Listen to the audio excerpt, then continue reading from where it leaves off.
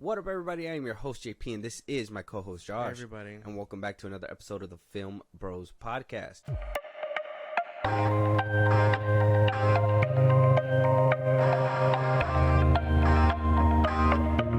So, Josh, we got another review today. Not just any review, okay?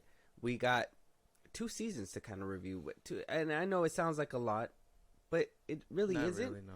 It's not a lot because what we were reviewing today, I mean, you guys probably read it in the title already, but this show, more or less, every episode is about, 30 minutes? Yeah. And let's say 5 of those is credits, so maybe like 20 to 25 minutes, probably the runtime for every single episode. I usually I have a sort of a hint on like where these conversations are gonna go, but to be honest, with season 2 of this show, didn't get a lot of chatter. I don't know if it was completely clouded by Christmas and New Year's, and maybe people are just turned off of Marvel. Season 1 was really talked about and criticized, and you could kind of see where things are kind of going to head. But before we get into that, Josh, if you want to let them know what we are reviewing today. What If season 1 and 2? This kid puts on quite a show. I have eyes on the target. He does not look all that threatening. Looks can be deceiving, Your Highness. Are you sure you do not want any backup? Nah, I'm great with kids.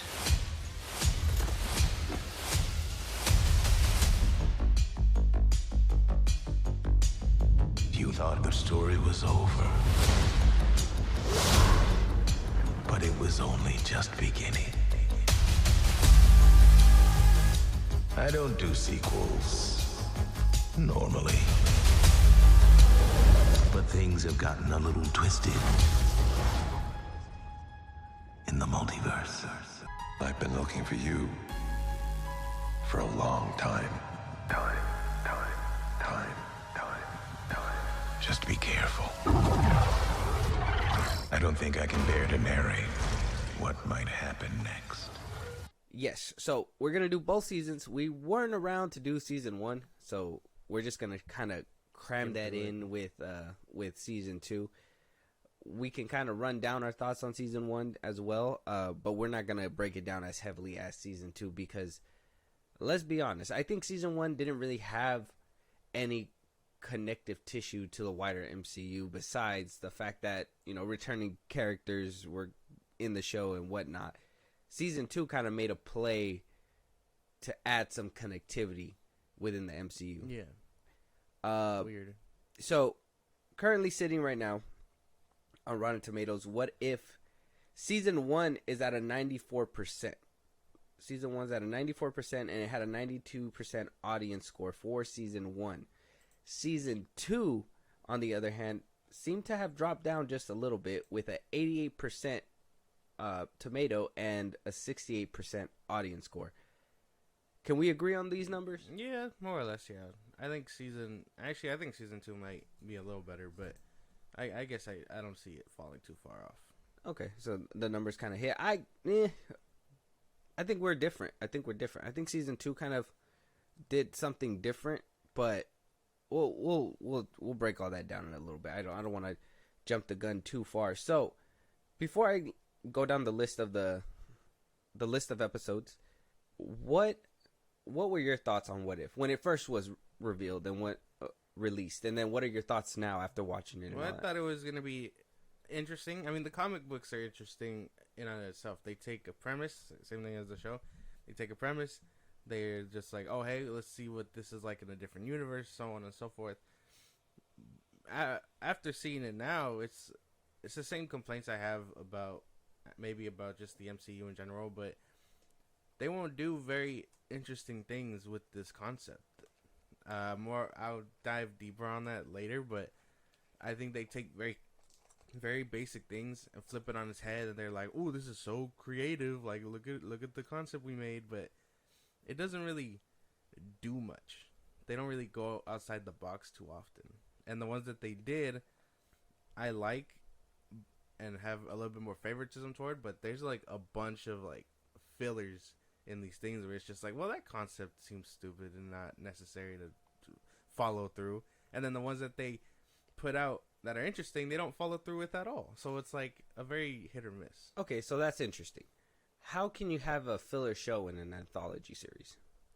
I don't think there's fillers. I don't think any of these are fillers. They're just episodes that were made, and you know, maybe the idea wasn't stretched out enough for certain viewers, but I think every single, like, I can respect what they did with bringing certain characters around and, you know, mix and matching certain things.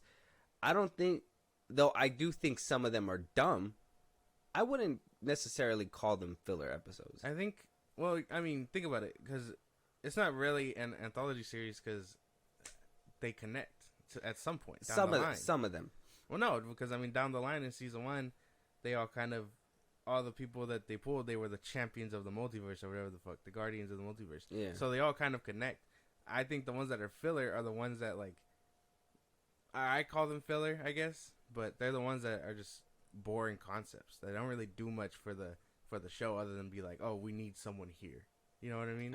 Okay. We'll probably run down which ones you thought were filler when we go down the episode list. But for me, when I heard about this premise, I was like, cool, this is nice. We're going to be able to get a bunch of these actors, bring them into a room, and you're going to be able to mix and match, and these writers get to go crazy, go bonkers. And I think you're right. I think with season 1, it was really tamed.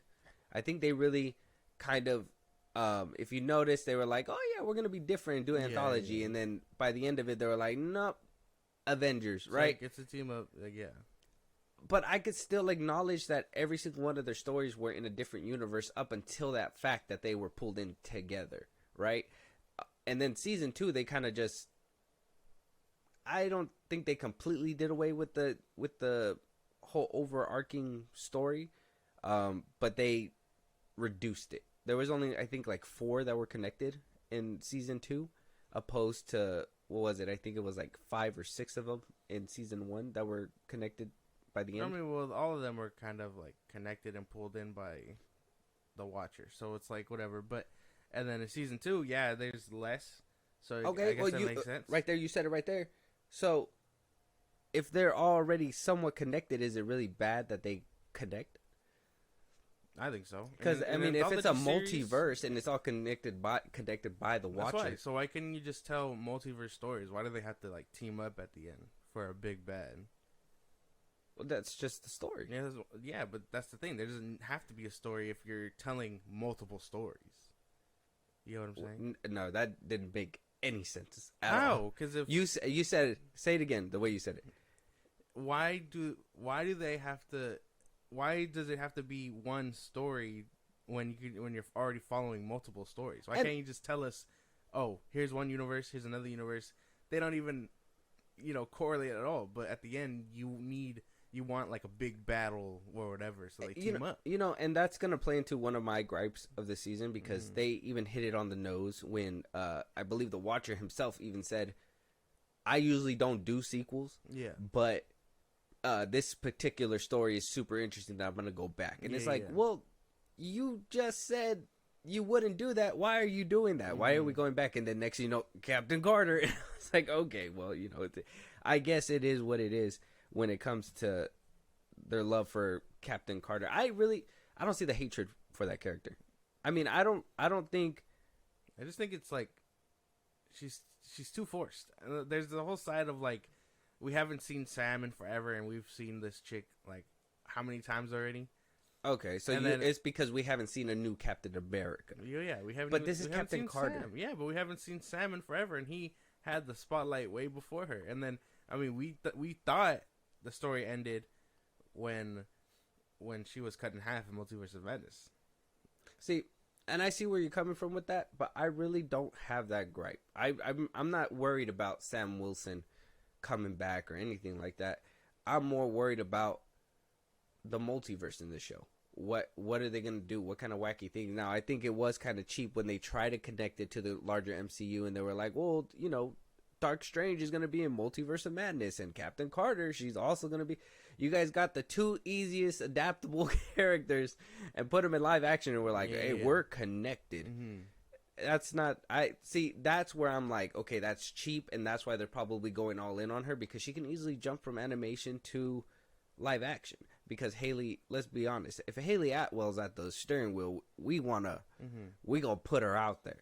We ain't gonna leave her on the sideline. No, we gonna put her out there. She fucking. From what I heard, she killed it in Mission Impossible. She's ruling the world right now. Everybody knows her name. Why wouldn't you have this character front and center? Now, I could tell you right now, I don't think a lot of people care for Sam Wilson.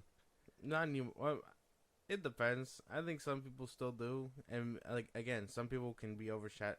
She's probably overshadowing him, and I mean, that's fine, I guess. But I don't know. I think she's too forced in, and then.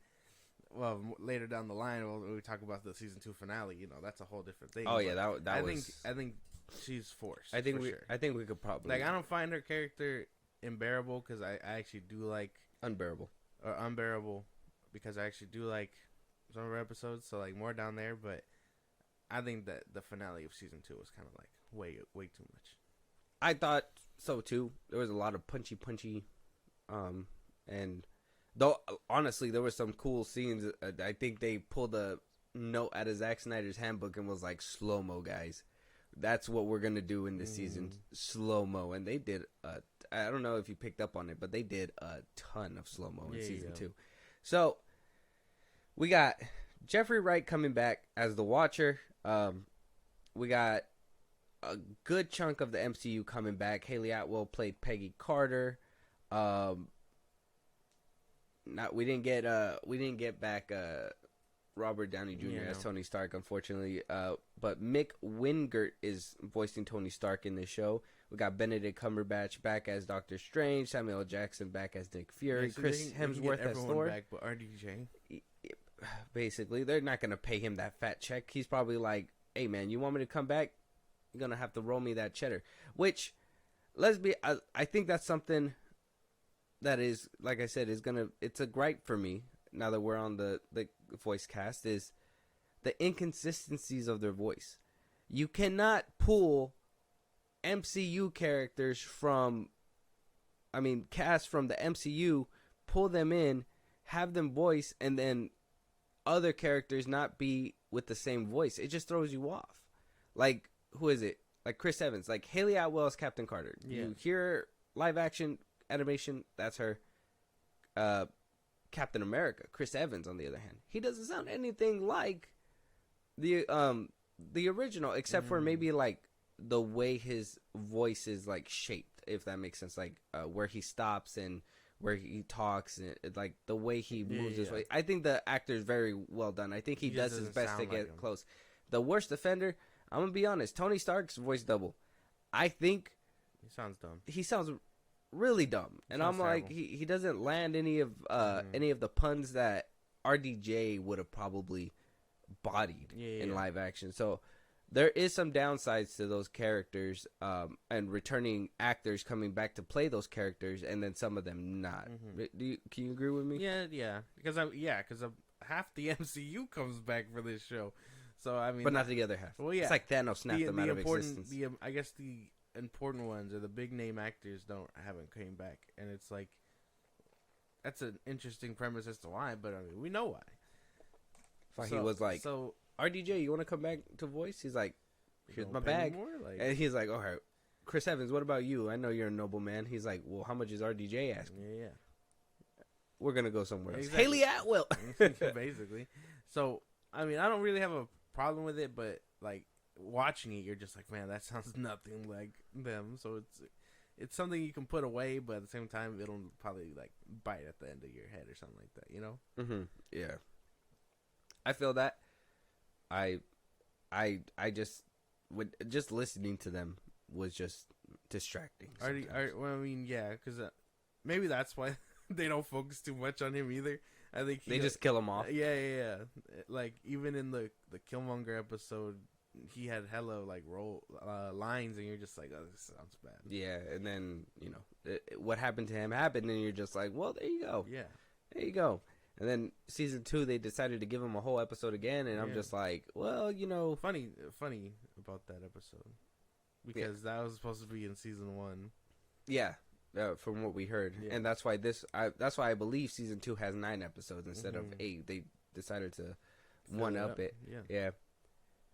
Which we'll talk about that connectivity when we get there. But let's go ahead and let's start running down season 1 now. Like I said, we're gonna kind of quick speed run season 1. So we're gonna I'm gonna name the first 4.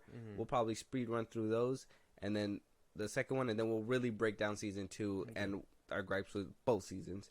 So we have season 1, episode 1 is called "What If Captain Carter Were the First Avenger." Obviously, we know this is where Haley Atwell started her Captain Carter escapade. She, instead of Steve Rogers getting the serum, Captain Carter got the serum. She goes, she kicks ass. By the end of it, she gets into a portal where she seemingly disappears. We're just like, hey, that's the end of her universe. Next, with season 2, we get what if T'Challa became Star-Lord. Now, instead of the Ravengers going to pick up Peter Quill, they go to Wakanda. They pick up Chadwick Boseman's Black Panther, which, he was able to do the lines before he passed away. R.I.P. Chadwick Boseman. And then by the end of it, he's not recruited at this one, right? By the end of it, the what's his name? The Keeper? Not the Keeper. The Collector. The Collector is thwarted, and Chadwick Boseman is off into the stars as Star-Lord. Basically, yeah. Episode 3, what if the world lost its mightiest heroes? This is an interesting one. Tony Stark gets killed off. I think this is where people were like, you guys hate Tony Stark. Tony Stark gets killed off in the beginning. This is set around Iron Man 2. He's having those issues with his suit. One by one, the Avengers start to fall. By the time we get to the end, we find out it's dun dun dun, Hank Pym. He was avenging his daughter and his wife, and Loki basically helps and then decides to rule. Moving on, episode 4. What if Doctor Strange lost his heart instead of his hands? So everything's happening the way that Doctor Strange basically happened, except now, what's his girl's name? Christine is in the car in the Lamborghini with him, and for some reason they make it a point to say that her death is a canon event. Oh, I'm sorry. It's what did they call it in the show? They call it an absolute point. An absolute point. So not a canon event, but an absolute point. For future reference, I will be calling it a canon event. That's basically what it's supposed to be. Basically, and I don't know why the MCU and Sony decided to patent their own different ways of saying it, but that's why I thought it was funny to poke a little fun at that one. It's an absolute point. She cannot not die at that point. So he goes through it. He, instead of becoming the Sorcerer Supreme, he basically becomes the evil sorcerer, trying to get as much power as he can to save his world. Turns out that his world was split. There's a real Doctor Strange within the same universe as his universe. They're just living on different sides of the spectrum. They wind up meeting. He eats them, and by the end of it, he's all alone. Yeah. Heartbreaking episode for sure. For sure. These first 4, any of these filler for you? How'd you feel about these? And I think the only ones that I actually found were filler was probably the T'Challa one. This T'Challa Star-Lord. I like Chadwick Boseman, and that's probably the only reason why I actually like that episode. But I really hate the supporting cast. I hate the Guardians. I hate the concept of. I think the Guardians. That's gonna be a funny trend to keep going through the whole episode here. But I can't stand the Guardian sidecast. Like the Ravengers and all that? Yeah, no. And I don't. Thanos was made a joke. Nebula, she was kind of aight, nothing crazy. I don't know. I can't vibe with the side characters. I think I had the same issues with you because I didn't like the way Thanos was portrayed as well. I did like Boseman's acting as this role. I think he did really well in this episode. It's just, I think everything else just didn't line up. by the end of it, I thought it was cool with him against the Collector, but yeah, I would have to agree with that. Yeah. I don't think I really have any pushback for that. Everything one. else seemed interesting. Obviously, I think the Doctor Strange one is a really good highlight of mine, so I'm gonna save that for later. But I think that's probably like the only filler in the beginning. Okay, yeah, I would agree because though Captain Carter, the first Avenger, kind of had me in and out of it. Yeah. When they first released this episode, I didn't care for Captain Carter. I didn't really. I was like, well, you know, if she became Captain America, who cares? Like what is that really gonna do? After watching it all that, I was like, this is pretty cool. I wouldn't say that it's. So you think it's filler because you didn't like it? Is that what you're saying? What? The T'Challa one? Well, you asked me if it... Well, you said it yourself. You said it's filler, and you just didn't like the Guardians of the Galaxy in this one. So you didn't like it, so that's what you feel makes it filler. Well, no. But I also think that it's not filler because he shows up at the end. Oh yeah, but nothing really important happens to him. I think another one that I would actually deem filler, regardless of it, but it's just not too much of an interesting concept either. So it's not like, you know what I mean? I think it's kind of filler. I thought everything was interesting except for the side characters. I like the Wakanda aspect, him getting picked up by them. As for the Captain Carter one, like before knowing where she ends up, I thought this episode was really cool. I will say there was wasted potential by the end of the season, especially if by the way that they kind of planned it out to be. Yeah. So we'll keep going just so we can kind of talk about it as a whole. So what if season 1, episode 5 is What If Zombies? That's where we get, in my opinion, I find this one to be filler. I thought it was a fun concept, but I also think it's dumb because I'm like, how do they still use their powers? There's no way. They're zombies. How is Iron Man still shooting blasters out of his hands and all that stuff? They're zombies. It's the funniest thing because even in the comics, it's a zombie virus, but at the same time, they know what they're doing. I guess like it's just that they're taken over by something else, but subconsciously they know how to use all that. So maybe you're missing context, and that's more of like a, hey, Marvel fans who read the comic books, you know this is what's happening, whatever, but I get what you're saying. Yeah, so in this one, in the What If Zombies, this is set around Infinity War. Yeah. Thanos whooped Hulk's ass. He's shot back down. Turns out they've been completely devoured by zombies. Brought back from the quantum realm. The quantum realm from Hope. Yeah. From Hope. And yeah, and they go on a mission. Spider-Man's in this one. I thought that was pretty cool. And the Winter Soldier, he's also in this one. I thought that little meet between him and Captain America as a zombie was pretty neat as well. Like, another gripe that we're probably going to get down to later on. Episode 6, What If Killmonger Rescued Tony Stark? This one is set around the first Iron Man, 2008. Instead of Tony getting exploded by his own weaponry and shrapnel hitting him, Killmonger comes and saves his life. Yeah. Turns out Killmonger is still on his escapade that he was on in the first Black Panther movie, but his timeline is completely moved up. We see returning characters Andy Serkis come back as Ulysses Claw, and by the end of it, we see Killmonger get what he wants. He's sitting on the throne, and he gets the Black Panther, and he basically played all his cards right, which was really good. Yeah. This one. Episode 7 of Season 1. What if Thor were an only child? Fuck, man. This one, I can't even tell you what happened. The episode starts, he parties the whole way, Ultron comes by the end of it. Yeah. Is that basically, that's the gist? I mean, that one leads into that one by the end, he lives like, yeah. Actually, no, yeah. That's actually pretty accurate because this is like right before everything happens. Big finale. Yeah. See, so I guess right there is a good stopping point, right before the finale, then, right?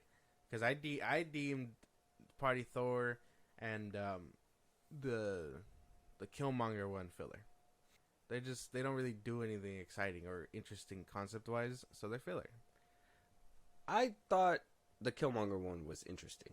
I think having Tony's technology, seeing a War Machine get taken down in that one, seeing how he could have basically played his cards differently and would have wound up where he wanted to be. Mm-hmm. I thought that was a cool concept. I didn't have an issue with that one. I didn't like the way that T'Challa got like bitched. So Oh it's not yeah, like, yeah. Like I don't know. I think it was. I think it's just a weird concept. So I wasn't really like fucking with that. I think that one kind of got me too. I was like, oh damn, he fucking just went down like that. But yeah. in the movie, he was putting up a fucking fight. I think, like, I understand that, but at the same time, we're in a different universe where he wouldn't have survived their encounter. That's the thing. That's the whole point of What If. Like, yeah, you could say, oh, he got bitched and I don't like that, but what if he wasn't strong enough to beat him and he lost like that? And then Killmonger is able to do all these things. I thought it was pretty interesting. I didn't have an issue with that one. Episode 7, I had an issue with.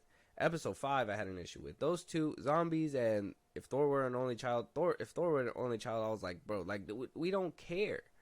If he was an only child, it would have been way better for him because he doesn't have fucking Loki trying to kill him every 5 seconds. We know that. Why didn't you guys do a little bit something different? I would say that one should have been kind of flipped around differently. It's only weird because, I mean, obviously we know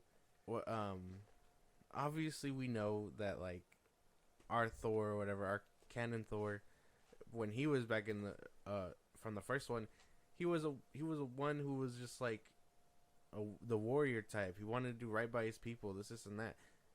How can he be so disconnected and just want to party all the time? Yeah. You know what I mean? Like, and I, like you said before, like, yeah, it's a different universe. Things change, but it's like the fundamentals shouldn't change. I don't think it's the concepts around them that change. So it's like, no, because if the concepts around him that change, if that's what changes, it breeds a different product.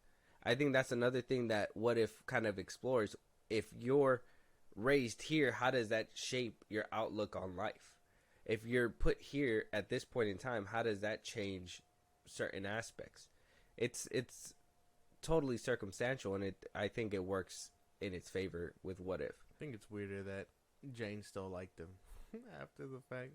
That I thought that was kind of weird too, but I guess, you know, they gotta have a love story. So with the last 2 episodes, we got What If Ultron won and What If the Watcher broke his oath. So, like I said, in episode 7, we see that Ultron is invading Thor's universe. Yeah. Turns out, Ultron in his own universe wound up beating all the Avengers, won everybody. Tony made Ultron. He wound up getting Vision's body instead of Vision becoming Vision. He fucking wastes the whole Earth. When he feels like there's nothing more to do, Thanos pops through. He, you know, banana splits him. He gets all the stones, decides to go on this rampage, finishes his mission. The Watcher is somehow spotted by him because he's just unlimited power. Yeah. And he decides to wreak havoc on the multiverse. We got to see the Watcher put the pause on him a little bit before he decided to retreat and move on to our next episode. Which is him breaking his oath and interfering with the multiverse. Yeah. He assembles the Guardians, which, like you said, it consisted of Killmonger, Gamora, which we didn't see her episode yet, Thor, Party Thor, Yeah. Chadwick Boseman's T'Challa, and Captain Carter, right? Yeah. And Doctor Strange. Well, yeah, Doctor Strange. So we had all of them team up. Now, like you said, filler. There was some filler, and by the end of it, it all reached to an overarching story. Untrue, because every single one was individual stories, and they were plucked for the overarching story, which was the last 2 episodes, and maybe like the last 30 seconds of the 7th episode. That's right. I think at that point, it's no longer an anthology series. It's So it's just one big thing, just so they can be like, hey, these are our heroes. We need to establish them before we nip them from their thing, and they can fight a big bad at the end. That's a story in and of itself. Which I don't know how they plan to successfully do that with only 25 minutes an episode, because I tell you, even the ones that like hit hard, like I think the only one that in season 1 that really hit hard and let you soak it in just a little bit was the Doctor Strange episode. Yeah. And the other ones, like the one Peggy Carter and Captain America, the first episode, that one I felt it, but it just, you didn't have enough time to sit with it, so you kind of just moved on. And we see her again at the end of the episode, the end of the season, just kicking ass. Not really, there's no emotional weight to anything. Oh yeah, and at this the end is of the episode, she basically is in the present time, so or 2012 at the time, whatever. And my thing was too, is that if you guys knew that you guys were gonna do this, why not add some emotional weight with Killmonger and Chadwick Boseman's Star-Lord? You know what I mean? Why didn't they create tension, like, oh, cousin, like, you know, I can't believe we're meeting again, or whatever, you know, like, Yeah. how did he know him if they, you know, he didn't know about a cousin back in his own universe, so now that he knows that there's one, why wouldn't there have been more fascination about that? Yeah. Why is it just like, oh, and then, you know, Killmonger, obviously he came from a universe where he killed his cousin, so it's kind of, it would have added that little bit of tension, and they just kind of dismissed it. Yeah. I don't know. It was a lot of, that's the thing, like they gotta kind of speed through it, so it's like not a lot of meet and greet or whatever. Yeah. So I mean, there's that throwaway line where he's just like, he calls him cousin, and he's just like, I'm not your cousin. And so I mean, that's about it. Yeah, that's why. all we got. The Yeah. throwaway line, and it's like, well, that was interesting, but again, there's not much connection here other than that they're just supposed to do a job before going back home. But yeah, I don't know. I actually like the Ultron video, the Ultron episode. I like the concept there. Okay. I like that out of all of them to survive, Clint and Natasha survived. And I like that. I just like Ultron winning. I don't know what it was. I think that was such an interesting concept. Yeah. And like, not like how the movie said where he'd blow up the Earth or whatever, but just the fact that he was so fine with just living peacefully, quietly, or whatever. Yeah. That was kind of interesting. Yeah, the little parallel to Thanos on his planet after he snapped half the universe. Yeah. That was really cool. And then Thanos actually making an appearance, and then, you know, him splitting them up, it was kind of like, oof, well, damn, you know? He means business. Yeah. And I know a lot of people had gripes with that. They were just like, damn, he could just fucking split up Thanos like that? I mean, he's an android. What did you expect him to do? Exactly. He uses that laser thing all the time in movies and stuff, and you're just like, well, damn, that cut through this building like nothing or whatever. So, I mean, it makes sense. Okay. So, if you had to rate this series, or this first season, before we start talking about season 2 and kind of bridge the gap, if you had to rate this season on alone from 1 to 10, 10 being the best, 1 being the worst, 5 being in the middle, how would you? I think, even with the episodes that I think are filler and I don't really like, because the zombies one is kind of but I think there's a lot more interesting concepts that should have been followed. I give it like a 7 out of 10. I still had my fun. It was cool. Nothing crazy. Okay. I give it like, I'd say like,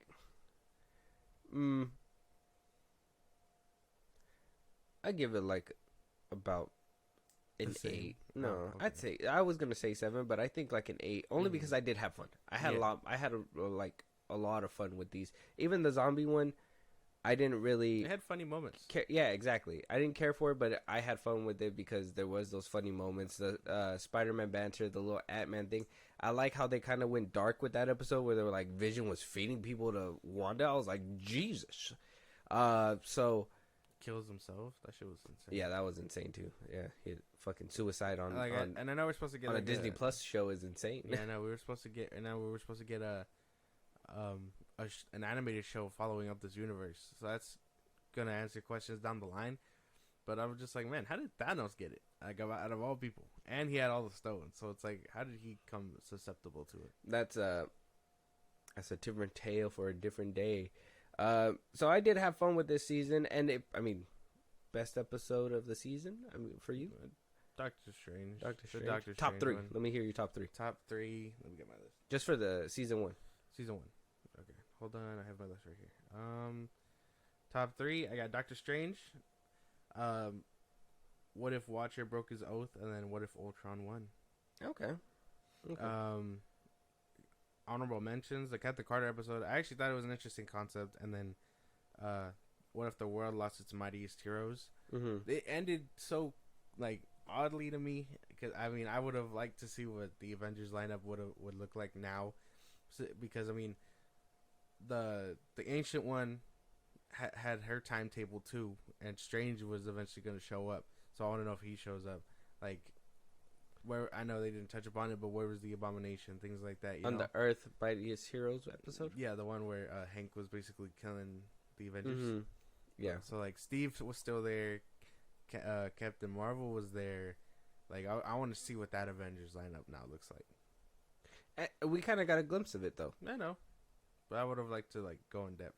Oh, okay. And see how... So, it's same thing with my gripes with this series is that, the 30-minute runtime doesn't do it justice, because you want a little bit more depth, and it's just so... You kind of dip your foot in and you're like, well, that's it? That's it? And especially the ones that you... Like, okay, the ones that you don't like, you're probably like, finally, this is over. But the ones that you do like, you're like, I wanted a little bit more out of it. Yeah. I mean, you're the one who doesn't want any connectivity, apparently. That's what you said.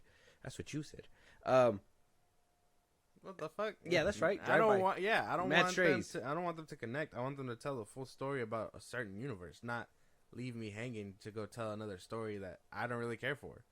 But every story is different. That's the point. My top 3 for at least season 1, I have to... First one, hands down, is Lost His Heart Instead of His Hands. That one, hands down, is like... That's a good one. The best one. It's really good. My second pick would have to have been The Mightiest Heroes. I really liked how that turned out by the end of it. Yeah. I did get a little confused when... I think it was the first time watching it when I was like, how does Loki talk like Nick Fury? But he didn't really talk like him. Yeah, no. Which I was like, I like that there was some consistency Hank was there. just like, what the fuck are you talking about? Exactly. And my third pick, I had to give it to the Killmonger rescue Tony Stark. I really like how the difference and Obadiah being caught real quick by Killmonger. Like, he basically climbed the ropes, betrayed Tony, basically got to where he needed to be. And honorable mentions, yeah, Ultron 1 obviously is one of the better ones. And let's be honest, the action in if he broke his oath, like, that was pretty. Yeah. I thought that was fire. And seeing, I think it was the one, Ultron 1, right, where Clint basically gave up his life. Yeah. And there was that, like, beautiful scene, like, right before he, like, when he's going down the tunnel, I was like, damn, the art department really just fucking went crazy in this episode. It was insane. There's a lot of shots like that throughout the show, and like they let you sit with it for a cool second before continuing. And it's like, that's cool, but I still think the animation like needs work. Like, I don't like this animation style. I like the animation style. I think the background stuff is ridiculous. If you notice, like, some of the backgrounds are a lot like stiff and they don't move, but I like the fluidity with the way that they make a move in this style. I think it's cool. Okay. I think it's different. I don't think it hit when it first came out, but rewatching the series and then watching season 2, I think it kind of helped me cement that I kind of enjoy that kind of style of animation as well. Okay. So, rounding our bout to season 2. All right, so we'll try to go down one by one on these ones just so we can kind of give our full breakdown with these, since these are newer. Season 2, episode 1, What If Nebula Joined the Nova Corps? Now, basically, Nebula, she got betrayed by the Ravagers in this one, right? She was betrayed by the Ravagers. She was betrayed. This is where, if something about Thanos, like, what if Thanos was, or she left Thanos, she was betrayed by the Ravagers, I forget. I don't know. I wasn't really paying attention to this episode. I wasn't really fucking with it. Oh fuck. I mean, she shows the Nova Corps. She's basically a cop. It gives you Blade Runner vibes. Like that's about it. Yeah, Blade Runner vibes, and then by the end of it, she's basically trying to stop. Trying to solve Yondu's murder. She's trying to stop Xandar being destroyed. Yes. And yeah, solving Yondu's murder, she will stop Xandar from being destroyed by the what's his face, Ronan, because he's waiting outside, and they have a shield, and I think they said it would last 15 years, and then in the story it's only been 5 years, and she's like, I can't fucking wait, or Ronan's like, I can't fucking wait 15 years. We're gonna set a mole in there, and the story goes on. Nebula winds up winning by the end of it, and we move on. So you said you weren't really fucking with this episode? Not really, no. The concept was alright. Again, interesting concept, but I just don't like the Guardians characters, dude. I don't like Korg. I can't. You know what's funny? I was gonna tell you, Taika found the best role he could play. Really? And that's Korg. I think if I can see Taika in any role ever and get a good laugh out of it, it's Korg. I think because I can watch him in anything else, and he is the unfunniest man. But when I see him talk like Korg and the way he delivers some of his lines, I bust up about it. It's funny. Man, I couldn't get behind this. I really didn't like it. I don't like the Guardians characters. I don't know what it is. It's just weird. Can't get behind it. You don't like them because you don't like James Gunn, and they're a spawn of James Gunn, and that's bias. That's bias right there. Ladies and gentlemen, look at the bias. But my thing, look, I didn't hate this one because of them. I honestly think they improved on what they did in the first season, and they didn't make them all a bunch of goofballs. They actually took these characters serious, and like you said, it gave like Blade Runner vibes, so it felt like there was some kind of tension behind it. I didn't like it only because Nebula is not a character that I'm invested in. I would say that maybe if there is those 5 Nebula fans that really wanted to see her, be front and center, they were very excited about this episode. But basically, I don't think it was a terrible episode. I really liked the whole detective work that she was trying to do. The whole betrayal with the person that was supposed to help her, and then that scene where she gets electrocuted, that was actually a pretty scene to see too. That's the one of those scenes where they let you sit with it. And by the end of it, I was just like, well, now we're done, right? We're done. And I was like, I wonder how she's going to play into whatever's going to happen later on. And really just, this was one of the ones where they were just like, this is a one-off and we're moving on. Exactly. Let's be honest. We're more excited about that, right? And I wouldn't say it's filler. It's just more a story for Nebula fans that, let's be honest, we didn't know were out there. Yeah, basically. I don't know. I wasn't really liking it, so it is what it is. No. Like I don't know. I just couldn't get behind it. Even as interesting as like the concept was, I would have preferred seeing like someone else as like a space cop. Star-Lord? I could probably see that. Gamora, someone like that. Someone more interesting than Nebula, I guess.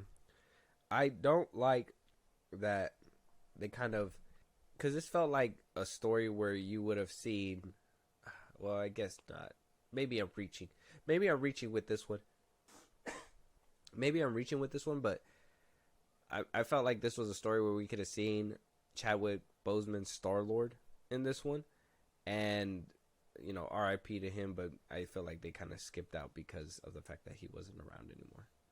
Which sucks, because I felt like that kind of hurt it. Basically. I don't know. It seemed like this was one of the ones where they didn't like want any other like character involved other than like sideline characters. So you had Korg, you had the Duck, Howard the Duck, and then you had Groot or whatever. So they really wanted her to be like the main presence, which I don't really mind, but again, I don't really like her character. Yeah, we don't fuck with a character like that. It's okay. I don't hate this episode, but I just don't think it was worthy to even be made, because I don't even think that there's a lot of people that rock with Nebula like that, to be honest. So episode 2, we see what if Peter Quill attacked Earth's mightiest heroes. So we're in 1988. Peter Quill is still a child. he is abducted by his father and sent back to Earth to, the Ravengers picked him up, actually sent him to his dad. His dad sent him back and told him that he needed to prepare Earth to be invaded. We see Howard Stark basically build his team of Avengers. We saw, who do we saw? Hank Pym's Ant-Man. Yeah. It was Wasp there? No, it wasn't Wasp. It was, what's her name from Captain Marvel? Not Captain Marvel herself, but the actual like Kree. Marvel. Yeah. You saw Bucky, which I thought was interesting. You saw the giant dude. I forget his name. He was in Ant-Man and the Wasp, the second one. Mm-hmm. I forget his name. Goliath, I think. Yeah. And then you had. He's the one that they were basically trying to see who got bigger. Yeah. It's a young version of Martin Lawrence. Yeah. Martin Lawrence. Lawrence Fishburne. Yeah, Lawrence. Yeah. I was watching Cat Williams earlier. And obviously, Howard Stark was on the team. I think you had someone else. I just forget who. Black Panther. You had Black Panther's dad. Oh, yeah. T'Challa's dad, T'Chaka. Yeah. T'Chaka. And I think that was it. Yeah. That was basically it. Yeah. So, we see them assemble. They stop Peter Quill. We have a little side mission for Bucky where he is basically coming out of his Winter Soldier stasis. Yeah. He's being told by KGB to take out the child where, you know, they're trying to save the kid and trying to change his mind. By the end of it... Oh, Thor. Almost forgot Thor. Sorry. Oh, yeah. Well, he comes at the end. Yeah. And then Thor shows up at the end and kind of helps keep him at bay. But ultimately, Hank and Peter Quill stop Ego. Hank, Peter Quill, and Hope. Yeah, they stop Ego. This one, I kind of enjoyed. I didn't have an issue with this. I like this one. This one was cool. I like seeing a different type of Avengers. Yeah. That I think that's something that I want to see all the time is a new set of Avengers. Yeah. Like, how did they get there? Why is it this certain team? You know, why wait all the way till fucking 2012 to get the Avengers that we got? I like seeing Hank Pym. I told you I liked what's his face since we seen him in the first Ant-Man. Like, and I like that in other universes he's still like he's that guy. So I don't mind him being around. So I think when I see Hank Pym Iron Man or Iron Man Ant-Man, I'm always gonna like enjoy it because I just want to see more of him. Because I really like Scott Lang's Ant-Man, so it's like whatever. Oh, what? You don't like Paul Rudd? No, that's not. I like Paul Rudd. I don't like what they're doing with his character. I guess I should say. Like I find Hank Pym, his actor, and his Ant-Man way more interesting. Okay.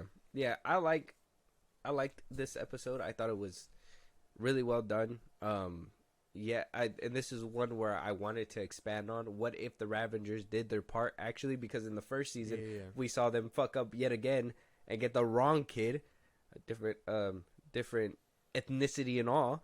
And in this one, they're just like, we're gonna return him. We're gonna bring him back. So it was interesting to see what happened.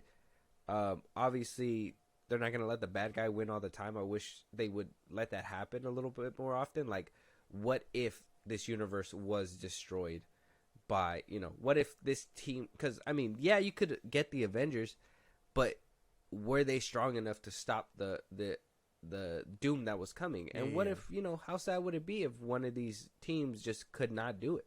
And yeah, we've seen it with Ultron or whatever. Obviously that team couldn't hold up, but see it on screen, give us that emotion that, you know, like, oh, we're invested in these characters. They didn't make it. Like, this universe was doomed from the start. The Watcher at the end, oh, you know, regardless of their efforts, this was the outcome or something. And it's like, well, fuck. Not every story gets a happy ending. Exactly. Shit. That would that'd be cool. That would have been nice to explore. But then we get dumb episodes like this one, the next one.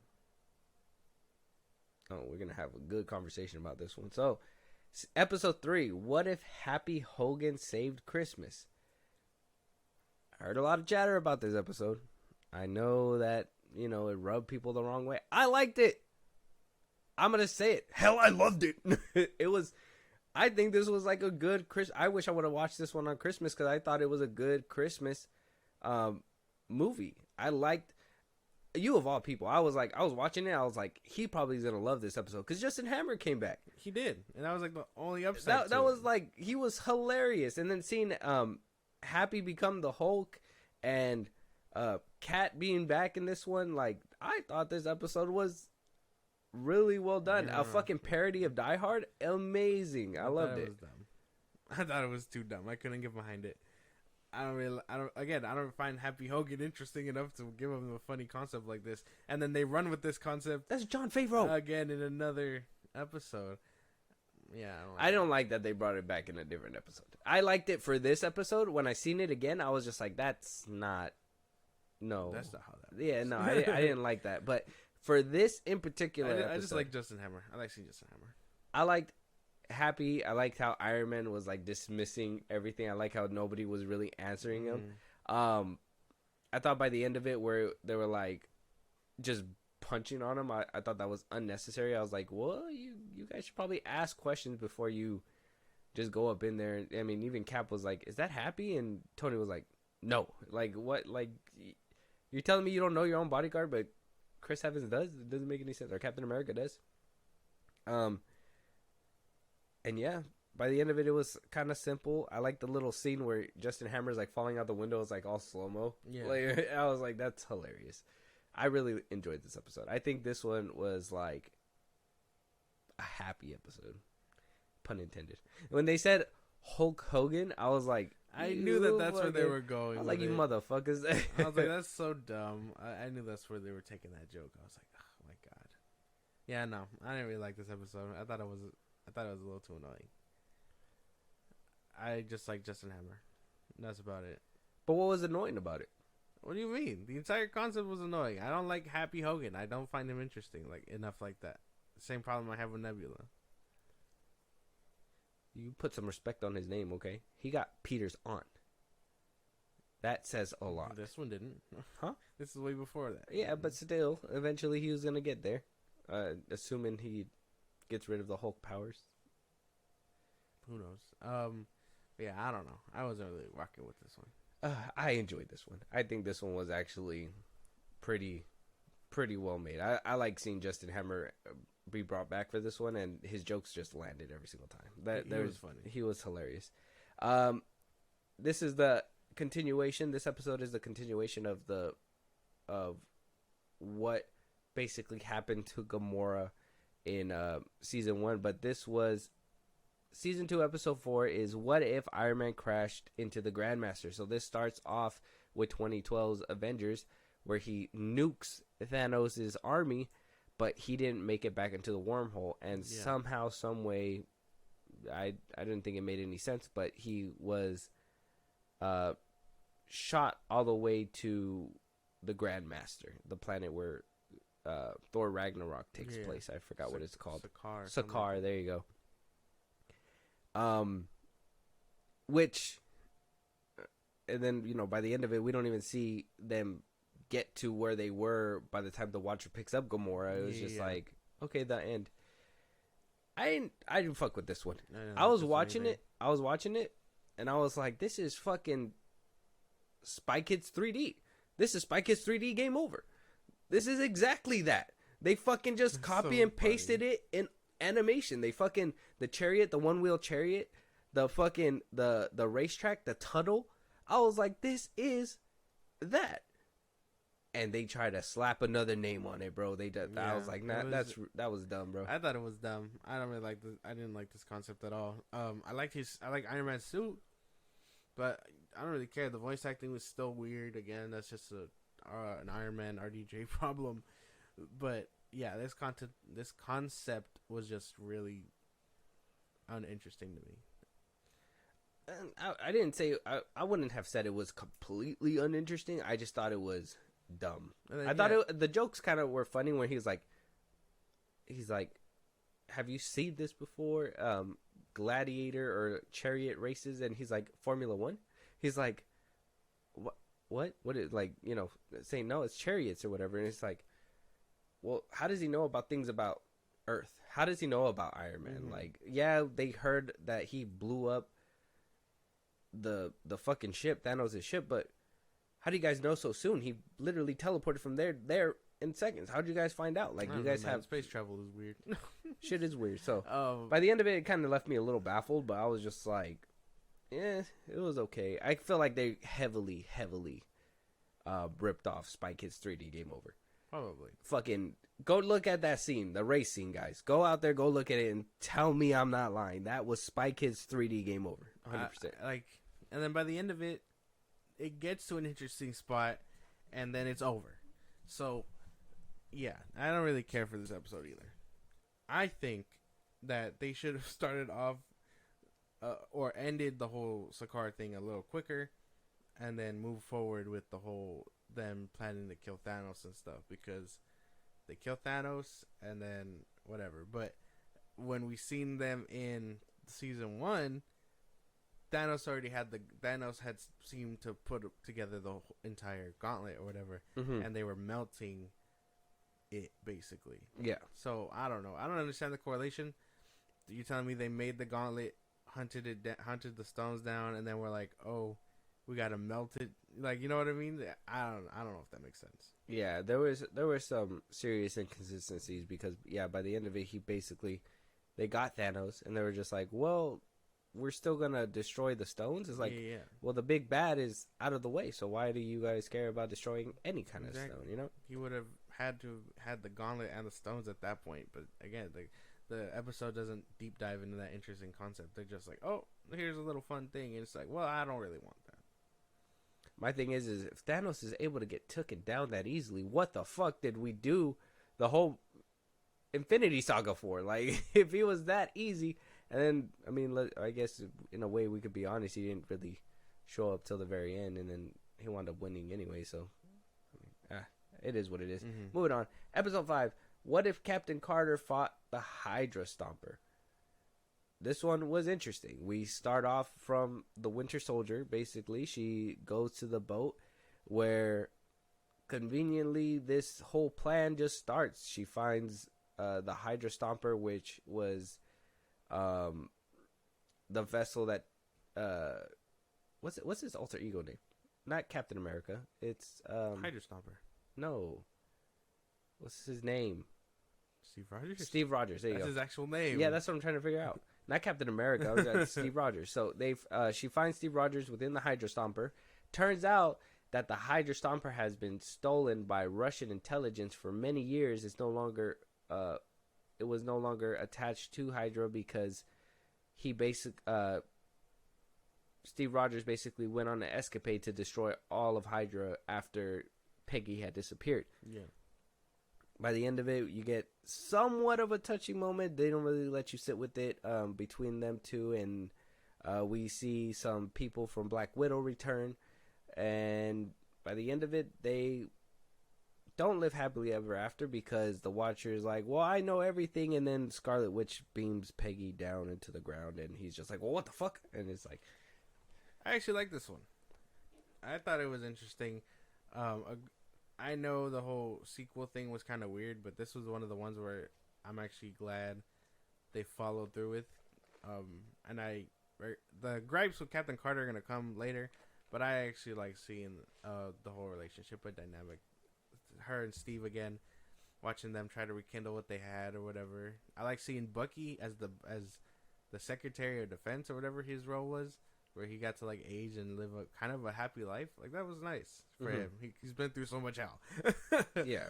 And then, but yeah, I think this episode was really nice. And then it ended very like, well, I thought it ended kind of sad with the way Steve goes out, but I think this was a solid episode. When I first watched it, I didn't like it. But then after watching an episode down the line, it made me appreciate that one a little bit more.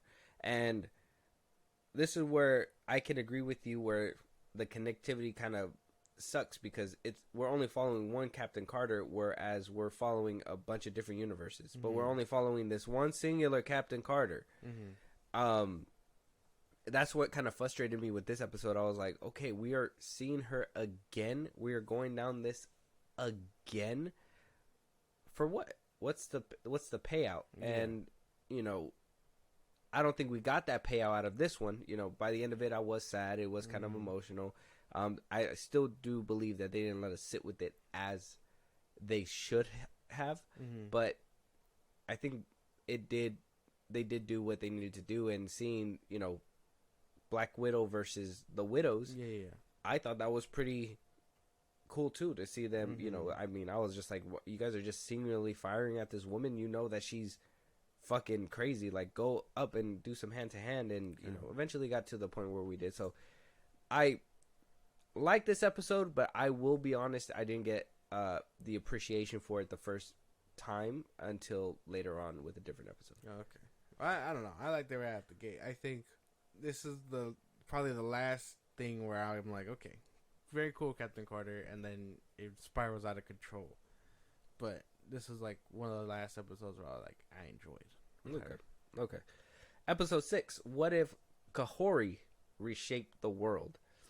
This one's about a Mohawk woman, which she, you know, wants to protect her tribe. They tell her don't go in that forbidden water.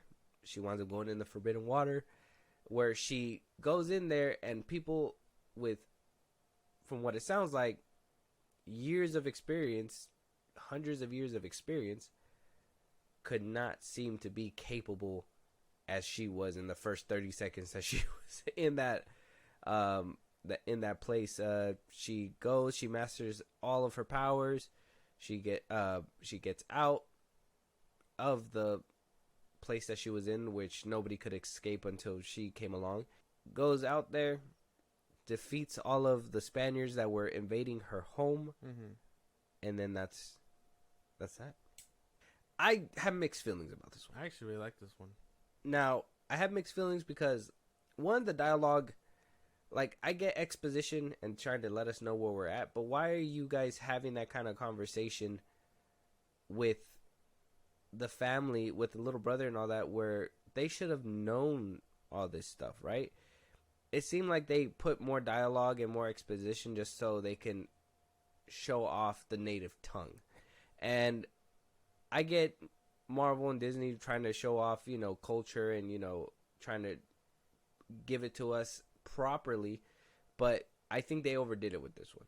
I think they tried to cover the steps so much they overcovered, and we got a bag of just, you know, culture, women winning, and yeah, that was basically it. That I gotta be honest, that's basically what we got. It wasn't they and I'm not even saying that as a like a weird thing. It's more of a, why is it that she just got there and all of a sudden she knows how to do everything?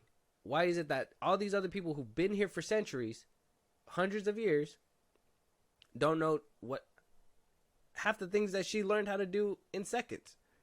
It was just insane for me. I think I understand why people like it. I'm not saying that it was the worst, but I just don't see it as the best episode out there either. I liked how original it was. This is I not to the point of them having to create an original character. I want them to take concepts like this and just flip them on their head. And if someone comes out and is birthed out of such a concept, then fine. But I thought this was probably the most original idea for both seasons up until this point. I actually really enjoyed this episode. I would agree with that, but the execution was just bad, I would say. I don't think so. I told you how, because how is it that she... Okay, well, let's start with the culture stuff first, right? Well, no, I didn't really tell you, but in my head when I was watching, I was like, I understand that, you know, they got to speak their native tongue, and I understand that, you know, this is their land, they're going to be doing that. But why not just do what you guys always do? Have us hear all this exposition in English, then having us read it on the screen and hear all this stuff that, let's be honest, not a lot of people know what she's saying. Now, when the Spaniards were talking, I was like, okay, I understand them. I don't need to read the words. I can understand what they're saying. Yeah, but most people won't. Exactly, right? So why not have had that English and then when they're talking amongst each other, have that language barrier, show that, you know, they're not actually speaking English, but we're only listening to them in English. You know what I'm saying? That would have probably helped with not trying to like overdo it, in my opinion.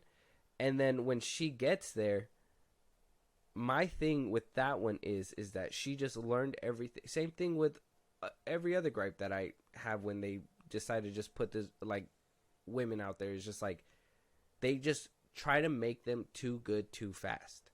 They don't give them enough time to grow. Like Captain Carter, they showed her birth and like inception and like what drove her to be this person and why she's able to do certain things.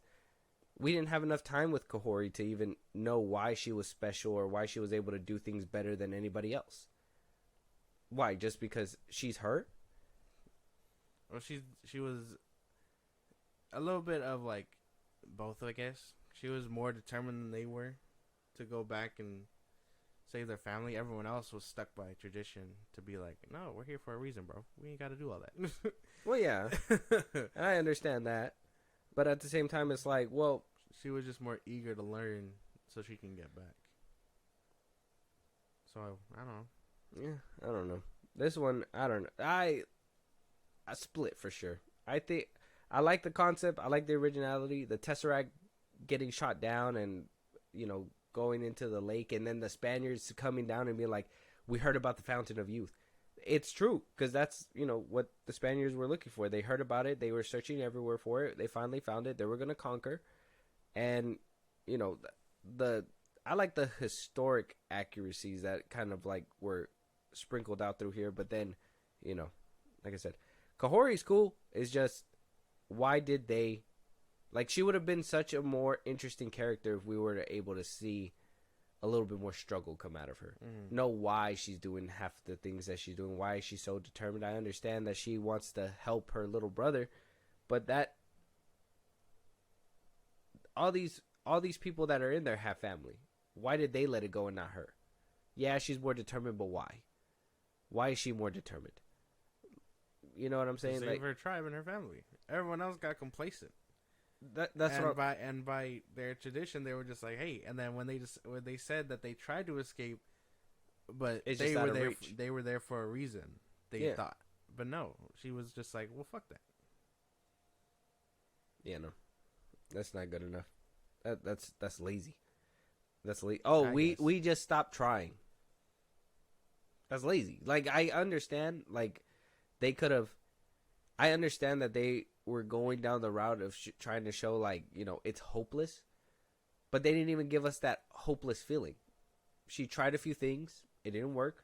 She tried some more things, it didn't work, and then she did the last thing. She finally found, somehow, some way, conjured it up and brought the portal down. It's like, you didn't give us that fail and letting us feel that failure. You just were like, okay, we gotta keep the pace going because the end of the episode is coming up already. Well, the sense of urgency was them making their way in. So if they can make their way in, she was just like, oh, this is wrong. We got people to save on the other side of our people to save on the other side. And so they go and do that. I don't see your gripes. I understand that part, but what you're overlooking is the character development for her. That's what I'm telling you. I understand all the outside stuff, but the execution on her character development wasn't there. They tried to give it to you with over exposition instead of giving you the trials and tribulations that they put Captain Carter through, that they put Captain America through, Iron Man, all these people. And I understand that we don't have enough time for that. But if you don't have enough time to establish a new character and show their motivations, you're going to be getting people that come out and be like, well, she's a Mary Sue. And it's nobody else's fault besides Marvel, because they just bring her out and it's just like, oh, she's supposed to be the more powerful one. This is the one that's supposed to do it. But why, though? Why? We know why. No, we I don't. just told you why. You said determination. Yeah, she was determined to get back to save her family. That's why. It was her determination and drive to learn, to which made her bring that portal down and be like, hey, y'all can follow if you want. Well, you know what made it hit harder? If there was determination and then she like them, got complacent. She was like, well, you know what? She was getting complacent. No, that's what I'm saying, though, right? Is that they went that route, but they didn't let you stay with it because they were like, hey, show must go on. The end of the episode is going to be coming up. They didn't let you get that character development properly. And when you come to a new character, you need that proper development. Peggy Carter, she got a little cheat code because we kind of knew who she was from the other movies. This one was an entirely new character. This one probably would have benefited off of maybe 5 to 10 more minutes of runtime. I'd say maybe 5 more minutes. 5 more minutes would have probably made all the difference, but they just kind of skimmed through. No, I don't think so. Yeah. Let us know out there what you guys think of the Kahori episode. I just think it's character development. Everything else was fine.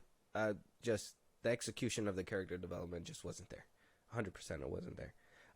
Moving on. Episode 7, though. What if Hela found the 10 rings? So, instead of Odin banning his daughter from Asgard and sending her straight to hell, he decided to do what he did with Thor and, give her a chance of redemption. Sent her down to Earth, gave her helmet a good speech and said she's only worthy if she shows mercy because she didn't know how to do that. She gets sent to where? Where's the place called? I forget what it's called. She basically gets sent to China for the 10 rings. Yeah, for the 10 rings. And she meets Shang-Chi's father. Mm-hmm. He already had the 10 rings. He was like falling in love with her, even though she was evil. And then that was funny. And then she went to go to Ta Lao, right? Ta Lao. That's where Shang-Chi's mother was. Mm-hmm. And she gets her training from there. Her eyes are open. Her redemption arc starts. She goes and fights against Thor. Odin, aiding Shang-Chi's father because of the fact that he went there because what's Idris Elba's character? Heimdall. Because Heimdall couldn't see Hela past the last place that she was at before she went to Ta Lao. And so, thinking that she's dead, he comes down, tries to avenge her. She pulls up. It's like, nah, I ain't dead. Leave us alone. I'm doing my own thing now. Has a whole reshapement arc. And, by the end of it, she's White Hela. Yeah. The goddess of life. Gandalf the White, she is. Yeah. I don't know. I thought this one was a mixed bag. Like, it had interesting concepts. I like that she learned everything. I kind of liked her character arc. I don't know. I just think that retelling Thor's story with Hela was kind of lazy. Mm-hmm. I agree 100%. I think that was the only issue. I don't think everybody needs a redemption arc. I don't think villains need redemption arcs. I know, they gave it to Loki. They gave it to apparently there's rumors that Killmonger might be making a comeback. Who knows? Mm-hmm. But, they have a villain problem, and they think, hey, with this one, we're going to go ahead and give the villain another redemption arc. Yeah. We don't need that. It would have been nice if, she mastered that, took over, that whole place. That's what I thought. I thought she was going to kill him and take the rings. Yeah. That would have been a way more interesting story. That's literally what I thought that we were getting into, too. Like, she was going to take the rings and be like, well, I don't have that power. I have this power now. Yeah. Open up that vault where, she was hearing the whispers of her name, and nothing like that played out. It was very tame. Watch her conquer Midgard, because they're a lesser civilization still. Yeah. And watch her try to rule, and then Odin be like, "Holy shit, bro! I came down here so you can learn. That makes shit worse." Yeah. And then they duke it out. And that would be nice. She kills Odin, something like that. That'd be crazy because it'd be like doubling down on her evilness. Exactly, but this one they were just like, nah, yeah, but redemption. There's still some cracks in the armor where redemption is possible, and I was just like, no. It didn't really.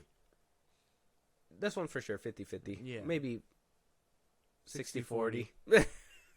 Yeah, something like that. Well, they tried with this one. They tried for sure, or maybe not. I kind of felt like it was lazy, but we'll see. Episode 8. What if the Avengers assembled in 1602? So you remember Peggy Carter getting sucked in the floor by Scarlet Witch. Yeah. Well, here she is in episode 8.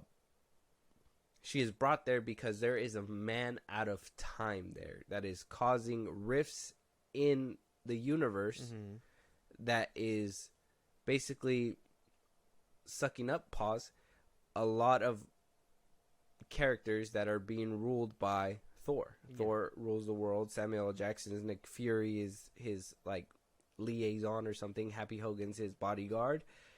And from there we go down the road. We find out that by the end of it that Steve Rogers was the man out of time. I guess that he was during Infinity War. He was fighting Thanos and hit the time stone by accident, and then got pushed out into a different time. Which I thought was interesting. I thought that was pretty interesting as well. And this is the episode that I tell you kind of enhanced episode 5 for me, because I enjoyed it. Like Captain Carter being brought back and being like, well, she's the one to do it. It's like, well, why is she the one to do it? And you know, by the end of it, I thought it played out nice. I'm like, how do they have the technology to shrink and stuff in 1602? But you know, I guess what if, you know? Yeah. And by the end of it, when we found out that Steve Rogers was the man at a time, and it was kind of like, well, I can't let you go kind of a moment. I was like, okay, they really doubled down on episode 5, because now we're thinking in our heads is that is the only way they can be together is if something's compromised. And if that's the case, Endgame happened, and the only thing that was compromised was, let's be honest, the timeline. And, you know, fucking by the time Steve Rogers comes back, he's an old man. Yeah. And his compromise was basically going back in time. Basically that, and like giving up being Captain America. But then this is where the plot all happens. If he was able to go back in time there and live his whole life until an old man, why is it that when he went back in time in this episode, it was causing rifts and problems? You know, different universe. I don't know. That's what I'm saying. Marvel's getting too big where inconsistencies are starting to happen. And even though this is an alternate universe, this is still, you know, this is still an issue that needs to be addressed by Marvel. Like, why is it some things happen here, but then other things can't happen there? I guess it could kind of be explained because, I mean, the Ancient One tells us that he was just putting the stones back or whatever, and he was able to stay there, oddly enough. But, yeah, he hits the time stone, and I guess not playing by the rules, he gets sent back by accident, not on purpose. I don't know. I couldn't explain it. But I thought the whole concept was interesting. They were looking for someone out of reach, and it would turn out to be Steve, and you're just like, well, damn. That was actually really nice. And then Captain Carter, by the end of it, is sharing a drink alone. They're just like, well, it is what it is. And then she gets visited by someone else. And that leads into the next episode. But before we get there. Yeah. I don't like how they brought back Happy Hogan's purple monster in this one. I thought that was pretty dumb. I did like the whole. Using it as like a gag too. I was like, oh. Yeah. What was it? What was the quote when Hulk was like, "Hulk smite thee"? I was oh damn, we are back in the 1600s. I thought this episode was pretty solid, except for maybe that whole Happy Hulk Hogan thing. Yeah. I like that Tony was deemed crazy for his science. Oh yeah, because everyone believed in magic. And Thor is like kill that witch. I was like, geez, man, like, weren't you just asking her for some help? Yeah. I did like the desperation there, where he basically was like, you know, he was the ruler, and he was stopping at nothing to make sure that he protected his people. Yeah. I like the Wakanda sword that was kind of shown for a little bit, and him using the lightning to kind of show it off. I don't know if they're kind of proving the point that Thor is stronger than the Scarlet Witch by the way that he was able to break out of her powers. Yeah. And yeah, I thought this was a solid episode, and I really did like it, only for another reason, that they really doubled down on episode 5. And that's what makes you think. I mean, all that aside with the whole extra Endgame stuff, whatever, but like, knowing that was probably the only universe where they probably were together, it kind of makes it hit a little bit harder. Yeah. Insane. Yeah, I don't know. They do really interesting stuff with her character, and a lot of it is just like, well, yearning for Steve, and you're just like, well, that's nice and sad all at once. I think this episode was really nice. I can't even be mad at it. It was another interesting concept. Just spun on its head. Can't even be mad at it. It's just Captain Carter's involvement is now getting too heavy-handed, and that leads into the next episode. Well, she was part of the Illuminati, so in a way, she's probably destined for greatness, regardless. Remember, in Multiverse of Madness, she was in the Illuminati. Yeah. So it's like, it sounds like they're really propping her up to, maybe one day be side by side with Sam Wilson. At some point, yeah. Like That's Steve would have loved you, or some bullshit like that. yeah. Well, we'll wait to see. Episode 9, What If Strange Supreme Intervened? Now, this one is kind of like a connection from Season 1. We see that, obviously, in Season 1, this is the same Strange that ruined his whole entire universe to try to save his girl. Yeah. And in this season, apparently none of that has changed, because he even brings back Peggy and is like, hey, I need to collect this person. She's wreaking havoc. We need to stop her for old time's sake. They find out that it's actually Kahori that is escaping from Strange Supreme, because Strange Supreme is trying to get all the most powerful beings, because evil beings is not enough. They need more. He needs more power to not only bring back his girl, but bring back his whole universe. Yeah. So he collects all these people, and he's trying to collect Kahori. She winds up letting Peggy know what's going on, and from there on, we're off to the races. We're punching, kicking. Zombies make a return. By the end of it, everybody's like, here, take my shit, and she picks up everything and is the most powerful, Gets a whole power buff. Powerful being on planet Earth, I guess. And by the end of it, we see Strange Supreme getting his shit rocked, and that's basically it. Does Peggy go back to her homeworld? I kind of try to remember. No, she goes by the end. Oh, they go see the tree. They go see the Loki's tree. tree. Yggdrasil. There you with go. Loki. Which we'll discuss that in a second. But what'd you think of the episode? I like the beginning, and then I don't like the rest of it. I really don't like what they did with Doctor Strange here. They kind of threw out all his character development from the first season, which I could not fucking stand. He was pleading to the Watcher in the first season in his episode, like, hey, just save me, save her. Don't even, like, trap me, do something. Like, he was pleading to him, and the Watcher was just like, you did this to yourself, you're greedy, you bastard, whatever. And I don't like that he turned out to still be bad.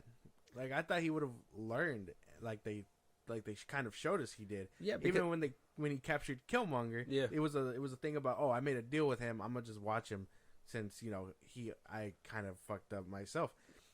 So I don't like that they made him the big bad here. I didn't like that either. Exactly to your point. By the end of season 1, it was Killmonger trying to take the stones from Zoyola. Yeah. Which, they were trapped in their own little pocket universe, and Strange was like, I'm going to watch it. Which created kind of a plot hole, because we did see Killmonger with the suit in there. So did he allow Killmonger to get it and just kept them? Yeah. Like, was that the thing that happened? Which I thought was lazy too, because all he does is smirk and then he gets blasted out. So, Killmonger? yeah, I know. Killmonger Snaps Thanos out of existence, and then he's like, just popped out of his suit by Kahori. And this is what I mean, right? Like, how was she able to do that with him having all the stones? See what I mean? That's where like the character development just really doesn't make any sense. I wish we would have explored that universe that he sent her to, where Hydra won. That would have been crazy. Oh yeah, that would have been insane. We kind of went in there and then left. It's so lazy, because they'll do everything but bring in Quicksilver, because they were recreating that Age of Ultron scene. I fucking hated that shit so much. I was like, wow, guys, you're so original. You'll kill off my favorite character in Age of Ultron. They'll just create a new speedster. And then you use the scene to be like, oh no, it's not Quicksilver, it's Kahori. I thought that shit was dumb.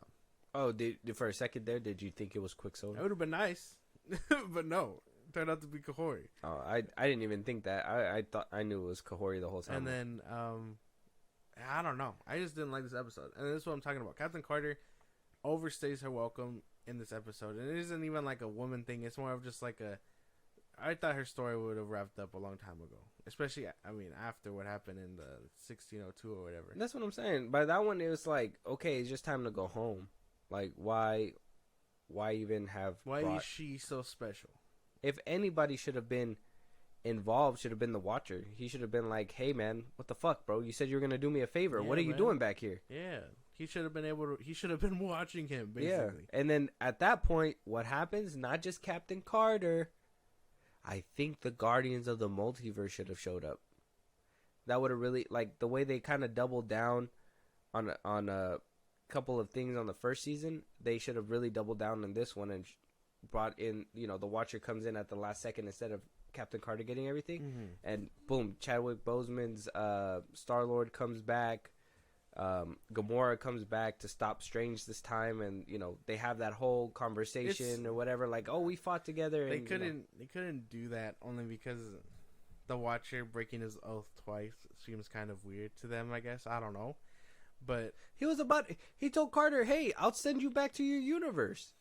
yeah, but that's not like That's interfering. no, it's not. Yes. What do you mean that's not interfering? That is interfering. I don't think so. Wanda brought her there with him not knowing or seeing it. So him going out of his way to be like, hey, she brought you here, I'll take you back, that is interfering.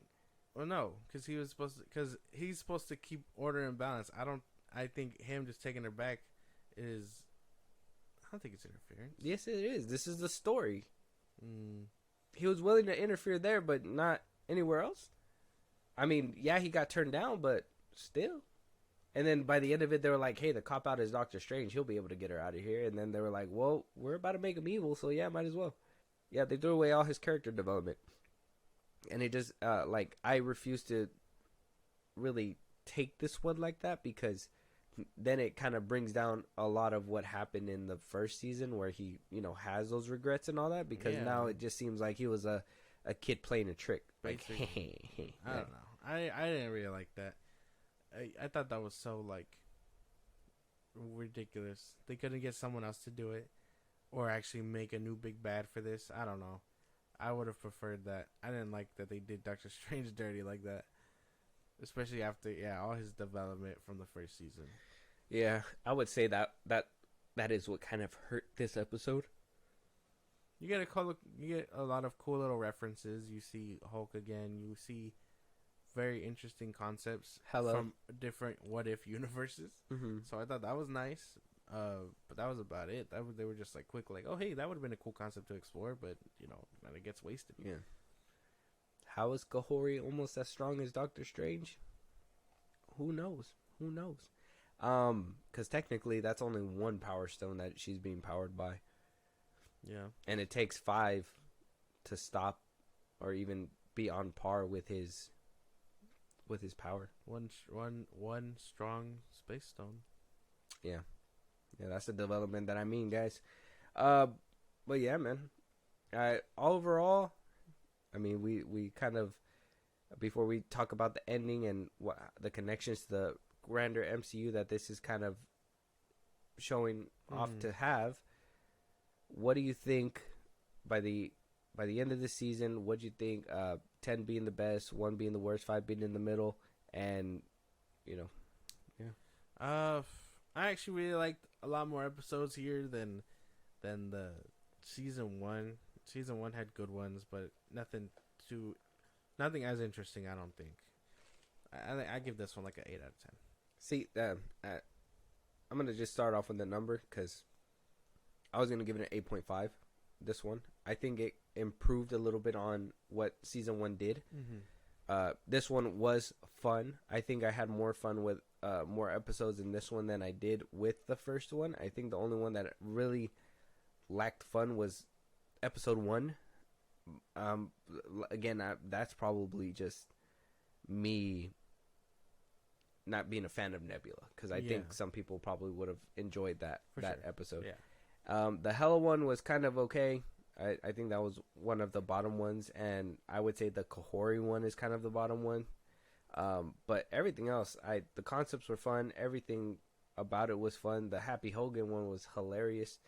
Out of this one, I would say the three that really kind of pulled me in was the Hydra Stomper, the 1602, and I would say the Peter Quill attacked Earth's Mightiest Heroes. Yeah, because I got the first one, Peter Quill attacking the Earth, Captain Carter fighting the Hydra Stomper, and then I like the Kohori episode. Okay. Now, out of both seasons, what would be your top 5? Both seasons? Like mixed together. Number 1, Doctor Strange. I think that's like the best one, hands down. I would say then Peter Quill attacked Earth from season 2. What if Captain Carter fought the Hydra Stomper? I know you need the first episode for context, but not really. I mean, or I guess you'd need season 1's finale, but I don't think so. You can kind of pick up from where you left off. Yeah. Kohori reshaping the universe, and then if Ultron won. Those are your 5? Yeah. Not too bad. I think we have kind of the same. 1 for me is the same. The Doctor Strange lost his heart. 2 is Ultron won. Ultron winning. I really like that Thanos getting split in half by Vision. That shit was cool. That thing was cool. The third one, If the World Lost Its Mightiest Heroes. I really like Hank Pym just fucking annihilating everybody. I don't know what it was. Fucking Hulk exploding and all that stuff. 4 is What If Peter Quill Attacked Earth's Mightiest Heroes. I like that one too. I think seeing a new Avengers team is something that, It's refreshing. I hope to see more if they do more What If episodes. Yeah. And my 5th one is If Happy Hogan Saved Christmas. Yeah, I thought you would have had the season 3 teaser. We'll react to that right now. First, let's talk about a little bit of the connection. So one thing for sure is the Tree of Yggdrasil, right? Yeah. We saw the Tree of Yggdrasil, and then we also saw, kind of during the episodes that he was piecing together the multiverse from what Ultron did, but as he was piecing it together, it was turning green. What do you think that means? What kind of connections do you think we're going to see with that, and is there really a significance to it? I don't know what it could mean. I thought it was going to be a more interesting concept because of Loki and what they established, but now it looks like they're diving into that lore. I thought when the universe 1602 was collapsing that it was because of Loki's doing, but I guess it answers the question we had when we did our Loki 2 season review. Check that out wherever you get your podcast. That other universe still exist regardless of what he did. So the ones that he's keeping alive, the Watchers just like watching them. I don't know how that can work. And yeah, when he was piecing it together, they were turning green. So were they being fueled by him also? So like maybe with Strange's help, he was reviving the multiverse, and Loki is still that power cell. But I don't know. I don't know what it could mean. That's my thing too. Is that why wouldn't the Watcher have seen that coming and be like, "Oh, the multiverse is about to change"? And if that's the case, how is he watching it now? If it's all lines in a tree, like how is he watching it? Because before it was like mirrors and glass, like seeing through windows, and now it's like gonna be looking at a tree. Yeah, I don't know. Is every universe an apple or something? A vine, I think. A vine. That's something that is. I was just kind of scratching my head. Now I understand that they gotta make it line up with Loki, because now that he changed the way the multiverse works, they're gonna have to follow suit. Yeah. But I just thought it was kind of out of nowhere, to be honest. But I do have the sneak peek here. Maybe we can watch it and it'll give us some hints on where What If Season 3 is going to go, and where the multiverse saga might go. Let's jump right in.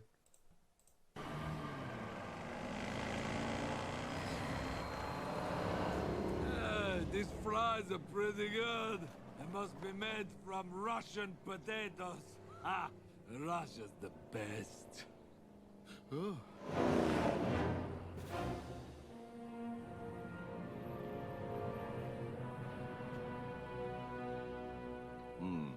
I'll handle this one.